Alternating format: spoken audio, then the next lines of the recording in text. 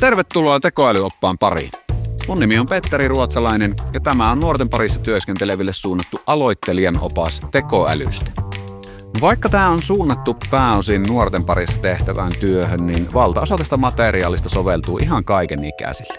Tämä opas on tuotettu osana Valovalmennusyhdistyksen toteuttamaa ja aluehallintoviraston rahoittamaa Älyteko-nimistä hanketta vuonna 2024. Tavoitteena on lisätä just sun ymmärrystä tekoälyistä ja niiden vaikutuksista meidän elämään, jotta sä voit tukea nuoria tämän aiheen parissa paremmin. Tämä opas sisältää tekstiä, videomateriaalia ja erilaisia esimerkkitehtäviä, joita sä voit ihan vapaasti hyödyntää ja soveltaa sun omassa työssäsi. Linkki oppaaseen löytyy tosta alta, tai tuolta, tai tuolta, tai tuolta, tai ei, jostain tästä. Tervetuloa mukaan!